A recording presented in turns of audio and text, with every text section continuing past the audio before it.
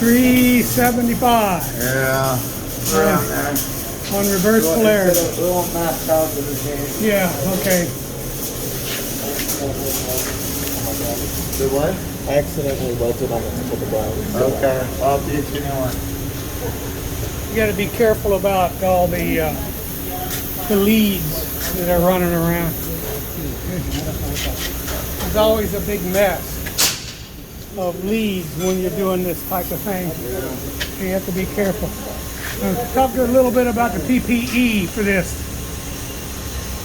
All right. So as far as PPE goes, I would say this is one of the main times where we kind of recommend people to like wear earplugs, right? And you know, the shade that we use is based on the amperage, and we're using a lot of amperage here, and so you know, typically we might want a little bit darker shade than when we're welding, right?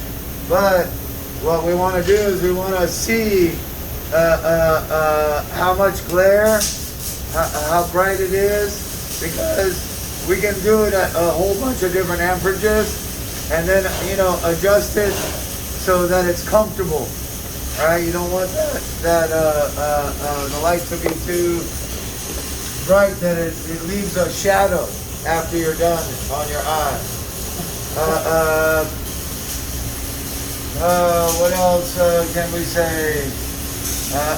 We're gonna be blowing metal, and so you gotta be real careful of what's downwind, right? Of what you're blowing, because when people gouge and cut, that's when they start the most amount of fire. Need a fire watch. Yeah. So a lot of times, yeah, they'll have somebody watching, right? And even staying after work to make sure that nothing starts up after everybody's gone. 1 hour, right? Yeah. 1 hour. And sometimes you need a hot work permit. Really?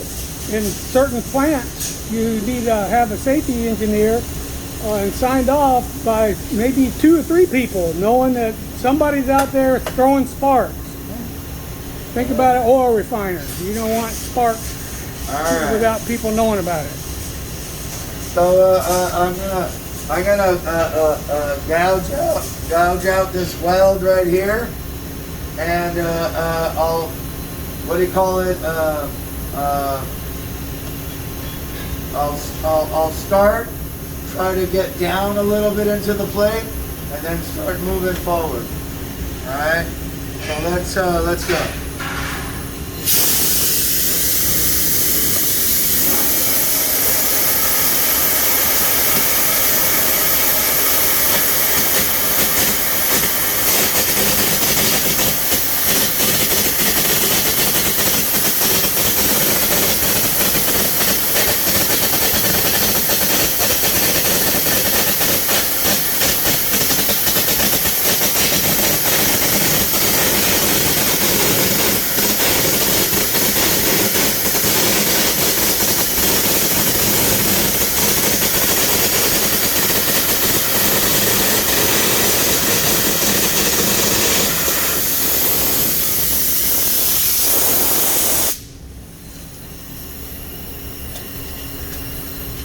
Pretty work. So now, right, you can see there's a bunch of slag on both the right side and the left side of the area that I gouged out. All right, and typically we'd want to go at that with a chipping hammer and try to get that get that off, and then. Right, if there's any real difficult parts, then we might hit it with a grinder and see what kind of results that we got, right? And then decide if we need to take out a little bit more metal when we're doing it. Now, you can see.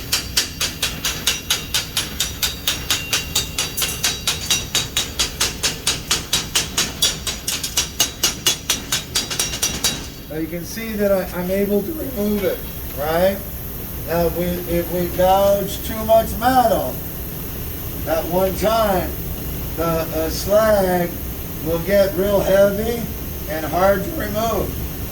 But if the air is strong enough, it'll blow it off the plate. And so, you know, depending on the system that we have, we kind of got to learn how to work it the best. Because I don't want to have to get a grinder to clean it up after each pass. I'd like to just be able to hit it with a hammer, right?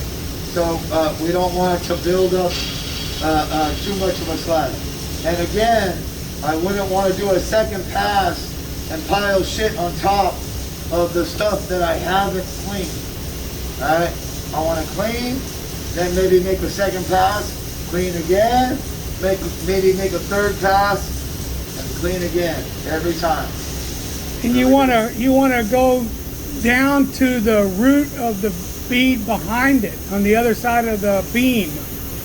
Or Well, typically, like we're trying to remove some kind of flaw.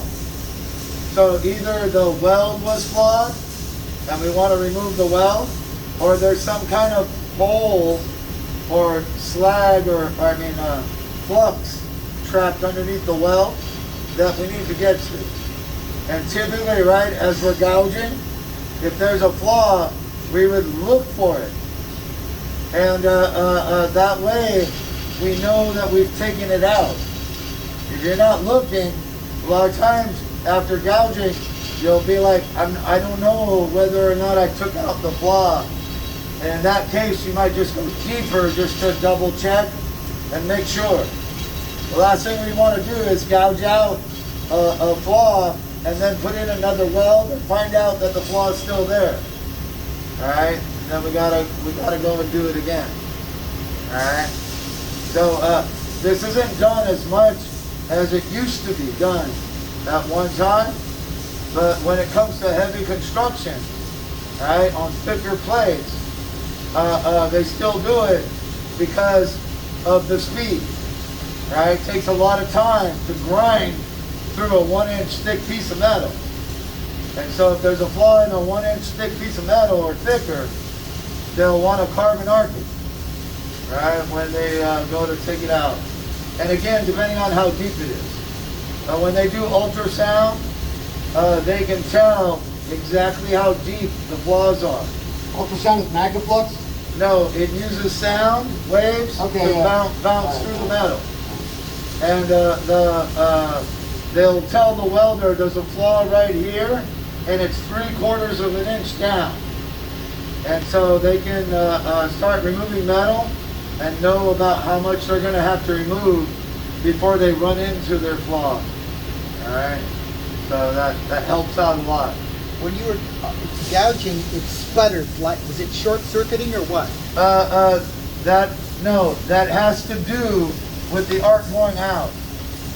So when there's when we achieve a certain distance or a gap between the metal and the rod, the arc will go out. And so as we're gouging, we got to keep moving forward and the rod's getting shorter. And so as we move metal and the rod's getting shorter, we got to kind of move at the same speed, and we can keep the arc going. Also, the higher that we turn the machine up, right, the less it'll go out. And so that's one of the reasons why people will use bigger rods and higher settings is the operation runs smoother. So as we turn up the amperage on our machine, right, the machine puts out higher voltage, right? We have no way to really control the amps except by raising the voltage. And the higher voltages, right, they don't go out as easy as lower voltages. All right, so we don't have that much of a problem. Can you run another one, please? Sure. I'll do get one here. Let's maybe try to remove an area here. This time I'm going to make a little bit bigger mess, and what I'm going to do is do a little side to side motion to gouge out a little wider pathway. Right, and on carbon arcing rods, they make swivel heads. Now you can turn it any direction you want, because this part's so thick, it's hard to rotate unless you have a swivel head. Alright. So there looks like some bad 60-10 weld there in the middle. Let's take out some of that 60-10. Well, you want this in? Oh no, I'll take out a 60-10 rod here. Alright, so here we go.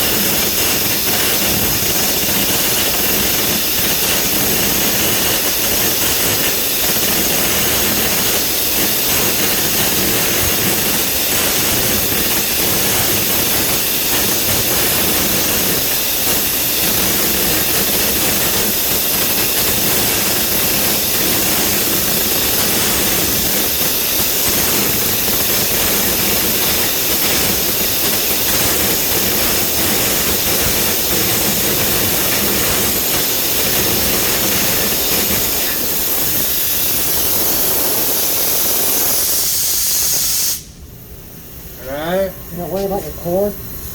That's okay. Periodically, we gotta, right, grab the electrode and move it forward some. Alright?